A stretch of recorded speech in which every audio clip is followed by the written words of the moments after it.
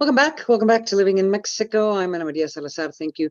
Thank you so much for joining us. Once again, my Twitter account is @Mexico Daily, a very useful Twitter account to follow, especially if you need to know what's going on in Mexico, both in English and in Spanish. Thank you.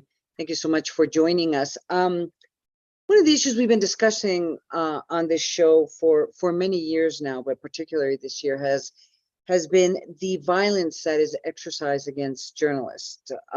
Depending on who you read or what NGO group you speak to, Mexico is considered one of the most dangerous places to do journalism in the world. Not Latin America, I'm talking about in the world. And part of the frustration has been for those of us who are journalists and those who follow these issues very closely has been the reaction and the position taken by the Mexican government, which seems to be between debating as to how many journalists has been killed and pretty much not taking on too much of the responsibility. They claim that most of the journalists killed in Mexico is by organized crime. It's not done by the government, like, as they said, in other countries.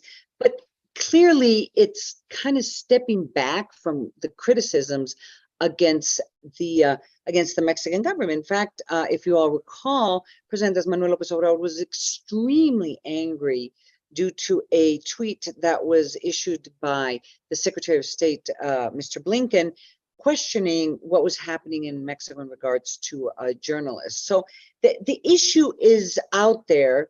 There continues to be a lot of concern. At least the data that most of us work with is that 13 journalists have been killed just this year alone. And there's concern that nothing much is being done.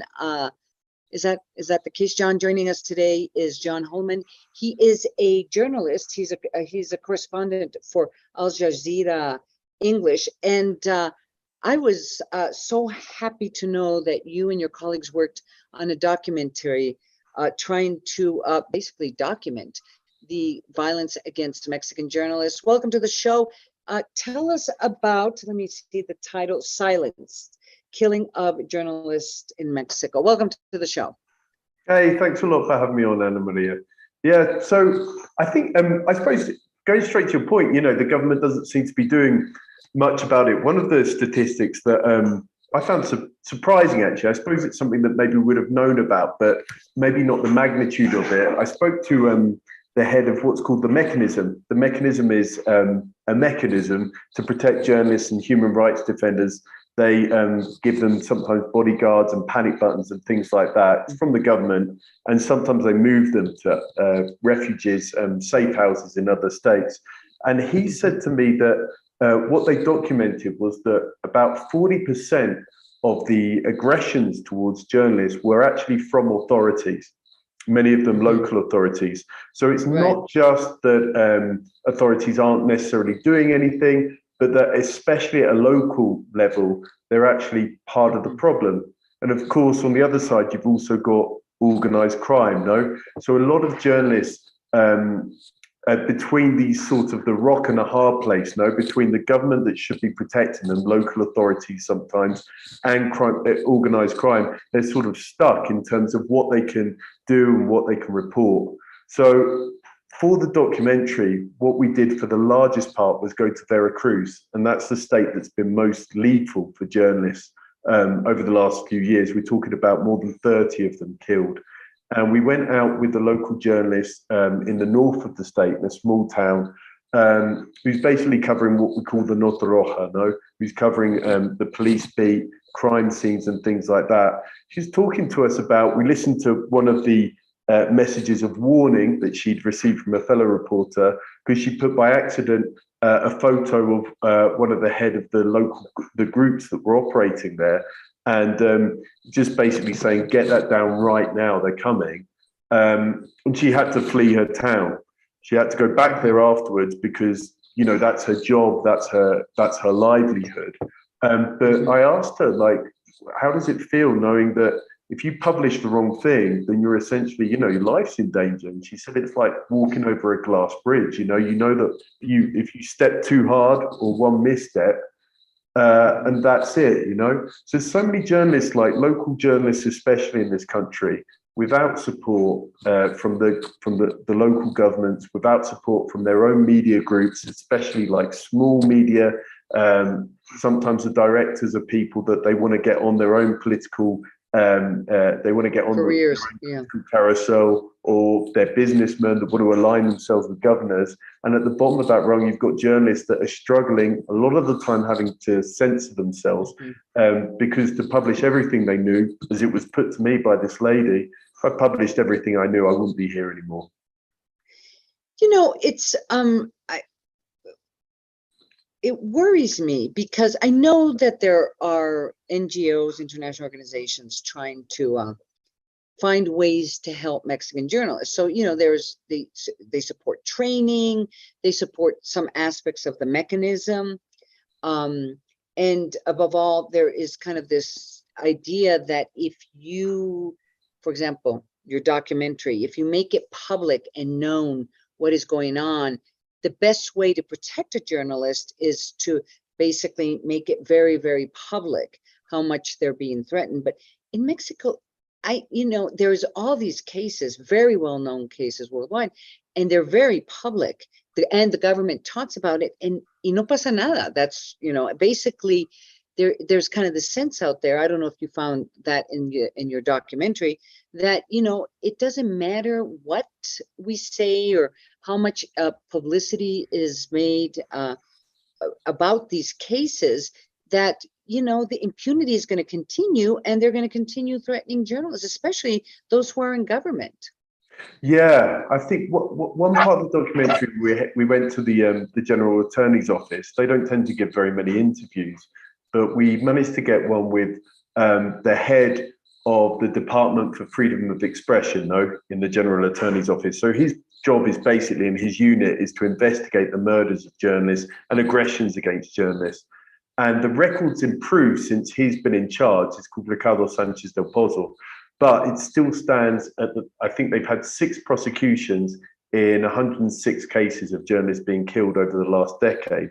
So we're talking about, in terms of impunity, 9 out of 10 cases are not being resolved, That's pretty much nationwide. So I think you're right, despite all of the attention that this has got, and even in some of the famous cases, we still haven't had that complete resolution, I think I also went to the Mañanera, and I got the president, Manuel Lopez Obrador, gave us sort of an extended time, standing up, having a back and forth with him for 20 minutes or so.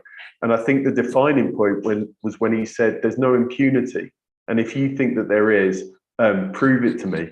But I think that the data, it speaks to itself, And one of the things that I said to him was, he was talking about the arrests and the murders of journalists this year.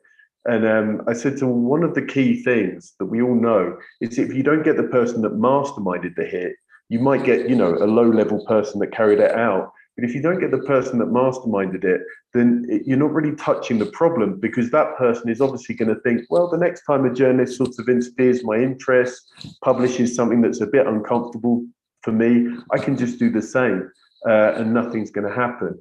So that does seem to be continuing, although there are efforts from the government to try and sort some things out. In the vast majority of the cases, there's no resolutions. What you were saying as well, in terms of the more that we publicize it, it seems that nothing changes. A friend of mine, a colleague, I don't know if you know her as well, Maripeitas Pino, a really good journalist in Tapachula that works with El Universal. I was talking to her on the phone just the other day, not for the documentary, just on a personal level. She had to flee to the United States because she was threatened in Chiapas, a threat of extortion. And I think she's saying the same thing. The mechanism can only protect me for a certain amount of time. And she's in contact with freedom of expression groups, international ones as well. And they're doing their best. We've been in contact with those groups. I think they're doing like the very best that they can do, but their resources are limited. There's so many journalists who are under threat, and her only option was to just go to the United States. And at the moment, surviving as best she can there with her family, because there's no other option. It shocked me as well, because what we were chatting about, you'd think there'd be a level of support that, I don't know, from somewhere funds would be available, the world would be recognizing what a big problem there is, you know? Maybe it's just the number of our colleagues that are under threat, you know? How do you deal with such a big problem?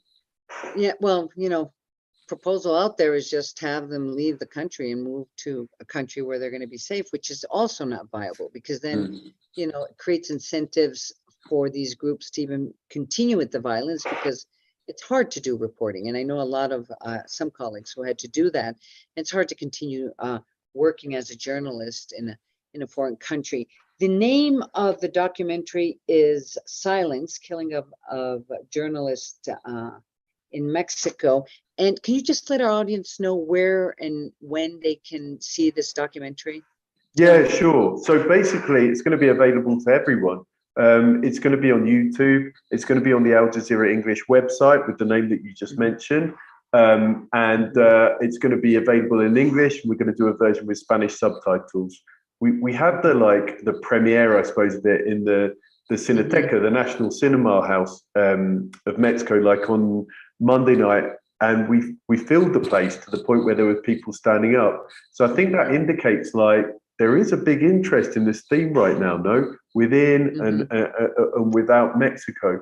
So I hope what we're trying to show in the documentary is that this isn't just something between you and I, Ana Maria, like talking about it as people that work in media. This is something that affects everyone, because if there's not freedom of information about authorities, about threats from organized crime, then people, ordinary citizens, don't have the information to make the decisions that they need to make, you know, in terms of the democracy that we've got in Mexico, in terms of who they vote for.